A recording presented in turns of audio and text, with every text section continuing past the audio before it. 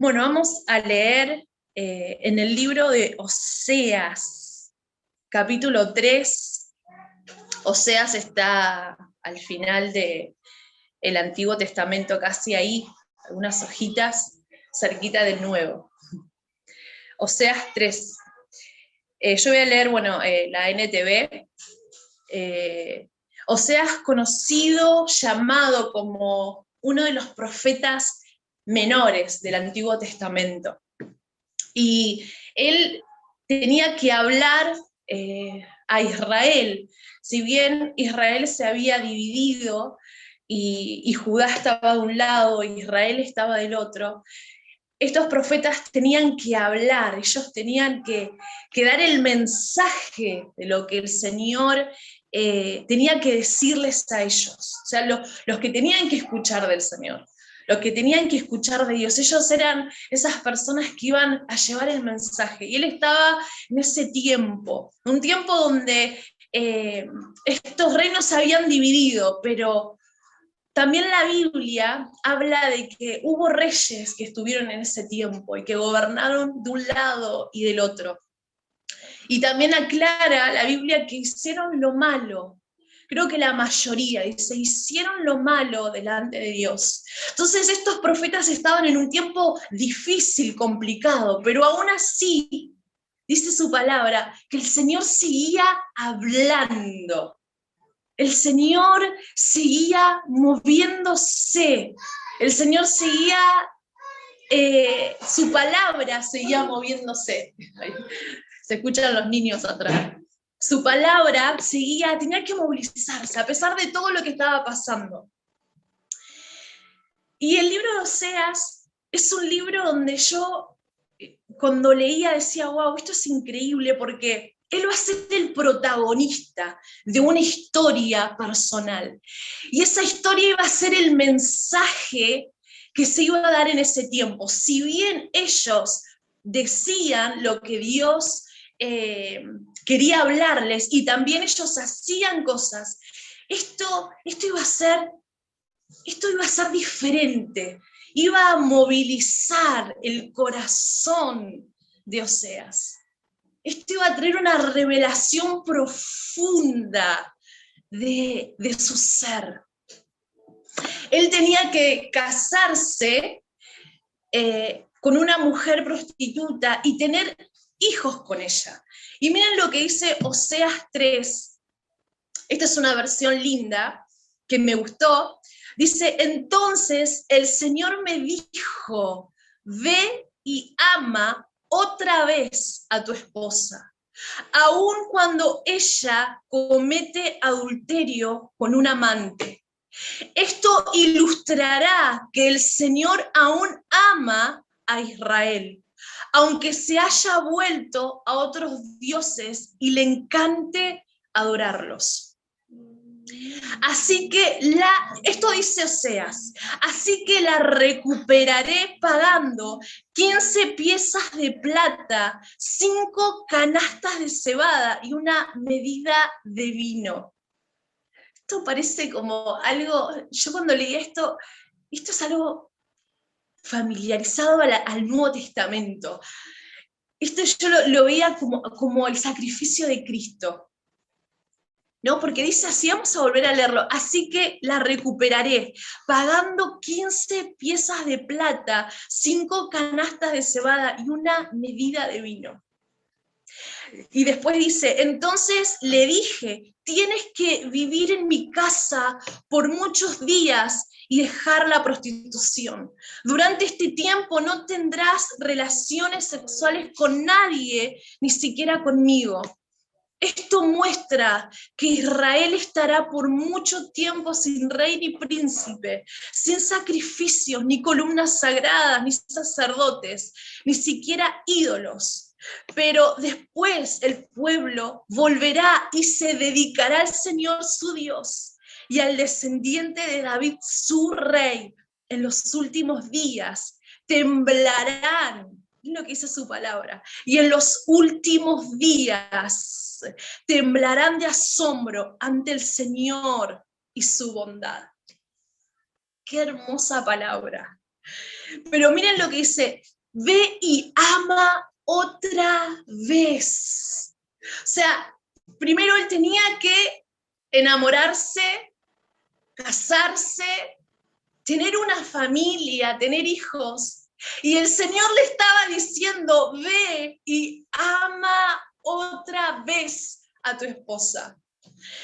No existe otra demostración más poderosa que amar de vuelta y con más fuerza que al principio.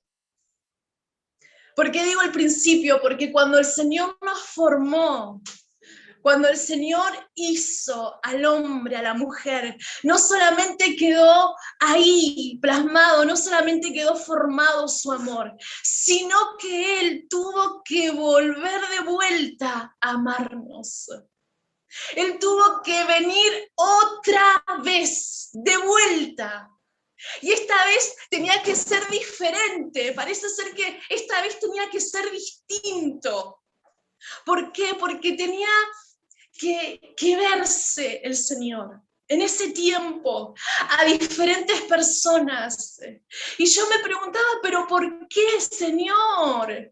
¿Por qué no te seguiste manifestando como lo seguías haciendo?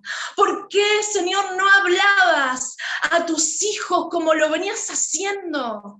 Te manifestaste en Abraham, en Isaac, después en los otros que estuvieron, en los que vinieron. Señor, algunos te iban a aceptar, te iban a querer. ¿Por qué no seguiste manifestándote de esa forma, de esa manera?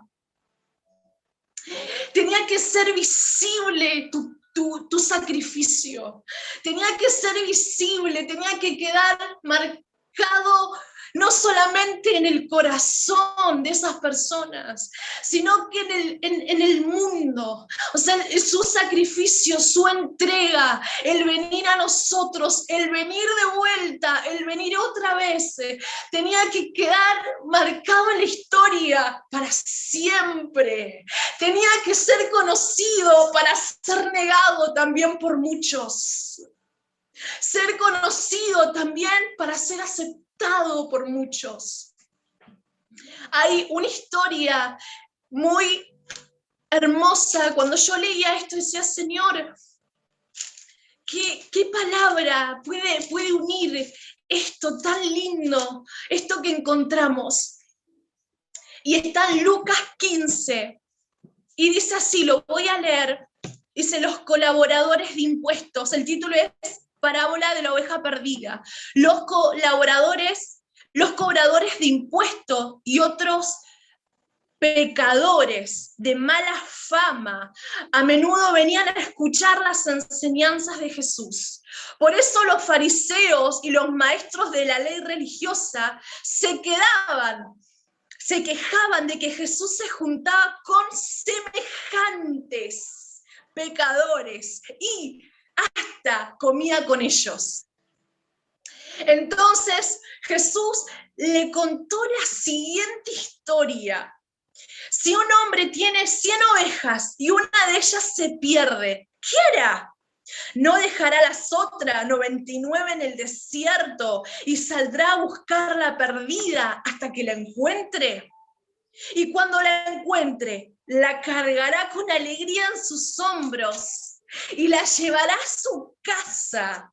Cuando llegue, llamará a sus amigos y vecinos y les dirá, alégrense conmigo porque encontré mi oveja perdida. De la misma manera hay más alegría en el cielo por un pecador perdido que se arrepiente y regresa a Dios que por 99 justos que no se extraviaron.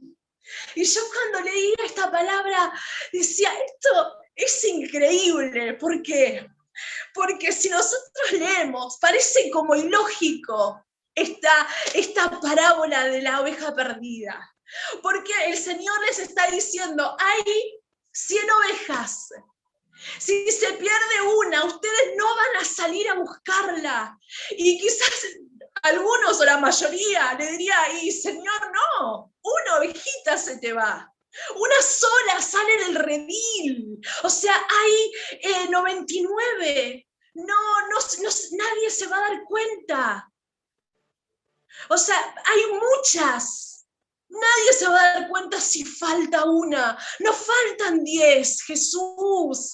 No faltan 20. No falta ni siquiera la mitad de ovejas. Y nos decís que por una vamos a hacer tanto esfuerzo y tanto sacrificio para ir a buscarla en el desierto. ¿Quién se va a dar cuenta que falta una?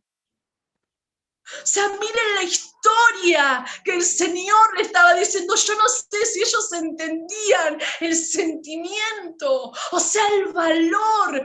¿Por qué el Señor estaba contando esa historia que parecía ilógica? ¿Por qué? Porque el Señor conoce el poder de la recuperación. Y Oseas dice: así que la recuperaré, dice Oseas. Así que la recuperaré. Yo busqué el significado y dice: volver a tener lo que antes se poseía. Su palabra también dice que cuando nos unimos al Señor, uno somos con Él, un espíritu somos con Él. O sea, esto significa que no solamente el Señor nos recupera a nosotros, sino que nosotros recuperamos nuestra verdadera identidad como hijos. Cuando Oseas va a recuperar a Gomer, va a buscarla, ella, su identidad estaba siendo pisoteada. Ella estaba siendo usada. Había perdido su familia, había perdido sus hijos, su relación con Oseas, la había perdido, pero cuando él dijo: yo voy a ir a recuperarla, cuando él dijo: yo voy a ir a buscarla, ahí vemos lo que el Señor en Lucas 15 está diciendo. El Señor fue a buscar a esta que se había perdido, pero se perdió. Se fue, como Gomer se fue, te dejó, o no te das cuenta que te abandonó, miró para otro lado, le gustó otra cosa, se quiso ir, no le importó o no le importa lo que vos le mostrás, se quiere ir, se fue, ya está. Pero el Señor aún así dijo: no, yo voy a ir y voy a recuperarla. Porque no solamente la recupero, sino que ella va a recuperar. Nosotros vamos a recuperar nuestra verdadera identidad como hijos. Y ella recuperó su identidad. Volvió ¿a qué? A tener una familia. Cuando recuperó, gracias a que él hizo ese pago, o sea, fue y pagó, dijo: voy a ir a recuperarla, voy a llevar esto, ¿qué cuesta? Voy a llevarlo. Ella recuperó su identidad, volvió a tener una familia, volvió a estar con él, volvió a tener a sus hijos. Y eso es lo que pasa con nosotros. Por eso el Señor, Él hablaba de esto. ¿Por qué? Porque Él sabía el poder de la recuperación. Volvemos a tener lo que antes poseíamos. Y a mí me impacta cuando el Señor libera al endemoniado gadareno. Es una historia también poderosa porque ahí vemos a un hombre que había perdido su identidad. La había perdido por completo. Dice la Biblia que él mismo estaba encadenado y él se rompía las cadenas, pero seguía todavía en cautividad. O sea, él se rompía las cadenas, pero estaba preso. Estaba preso todavía, había perdido toda noción, perdió toda identidad, perdió absolutamente todo. Pero cuando vino el Señor y todos los demás estaban sorprendidos, le decían, pero andate de nuestro lugar, de nuestra tierra. Aún así, el Señor fue por ese perdido, sin identidad. No sabía qué es lo que estaba haciendo. Hasta los mismos demonios hablan, porque él no habló, hablaron los mismos demonios que lo tenían, que lo controlaban. Y el Señor lo liberó. Y hay una parte donde dice, cuando él ya es libre, le dice, Señor, déjame ir con vos. Claro, él se sentía ahí verdaderamente libre, había recuperado todo. Y el Señor le dice, no, anda, volvé a tu casa y mostrá y deciles a todos lo que pasó. Esto es poderoso.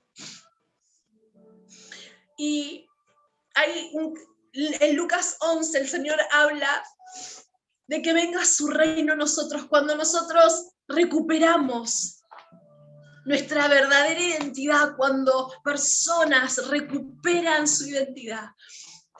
Es hermoso porque nosotros podemos vivir de verdad. Cuando el Señor dice, venga tu reino y hágase tu voluntad, nosotros podemos vivir su reino dentro de nosotros. Y no solamente en nosotros, sino que a todos aquellos que nos rodean. Después podemos escuchar al Señor, podemos escucharlo. Yo puse un salmo justo en mi estado que dice que cuando el Señor nos habla, nosotros respondemos. O sea, miren lo que hace Cristo en nosotros cuando recuperamos nuestra identidad como hijos. Y por último, somos de bendición, porque podemos sostener a aquellos que están en necesidad. Somos esos hombros para aquellos que están perdidos, que no pueden recuperar, que no pueden darse cuenta de lo que es Cristo. Pero con Dios, con nuestro Padre, podemos recuperar y ser sus hijos. Y eso es lo que el Señor quiere. Que las personas puedan recuperar su identidad de hijos, conocer y escuchar al Señor. Vamos a orar, amén. Acá está Jael conmigo, vamos a orar. La tocó el Señor. Padre, Espíritu Santo, Señor amado, tu palabra, Jesús, es la que, Señor, nos toca, nos moviliza, así como lo hiciste, Señor, con Oseas. Movilizaste su corazón. Padre, tuvo que hacer algo. Señor, él tuvo que vivir algo, Señor, que quizás, Padre, iba con todo, Señor, era todo lo contrario, Padre, a lo que él vivía, Señor, a lo que, Padre, él se enfrentaba. Pero, Señor, tú nos muestras tu amor. Tú, Señor, nos muestras. Tú, Señor, nos cautivas. Padre, cuando haces estas cosas. Cuando, Padre, vas por aquellos, Señor, solo por uno, Señor. Y haces tantas cosas para, Padre, para recuperar, Señor. Y para que esa persona recupere también, Padre, su identidad como hijo. Esa, Señor, esa identidad, Jesús, que nos, Padre, nos une a ti. Y ahí es donde podemos, Señor, Padre, ahí es donde nuestro corazón, nuestro ser, Señor, puede verte cara a cara, puede verte, puede sentirte, puede escucharte. Porque eso, Señor, es lo que tú hiciste. Y eso, Señor, es lo que tú haces. Y eso es lo que tú seguirás haciendo. Por eso, Jesús, Aquí estamos, Señor. Padre, aquí estamos, Señor, para ti. Para ser, Señor, de instrumento. Para ser, Señor, de ayuda, de fortaleza. Padre, para hacer, Padre, de sostén a aquel que lo necesite. Acá está tu iglesia. Acá estamos tus hijos, Señor, que llamamos a tu reino. Y que tu reino, Señor, Padre, es poderoso. Poderoso. Señor, que libera, Padre, a los cautivos, que transforma las vidas, que libera los corazones. Señor, que quita los velos, las cadenas se rompen. Señor, eso haces tú. Gracias, Señor, por tu, Padre, sacrificio poderoso. Padre, que conquista, que toca, que transforma. Señor, aún lo más vil, Padre. Aún, Señor, como dice tu palabra, esos pecadores, Señor, que ibas y hasta te sentabas con ellos, dice la Biblia, a comer. Señor, Padre, ¿qué hiciste por nosotros?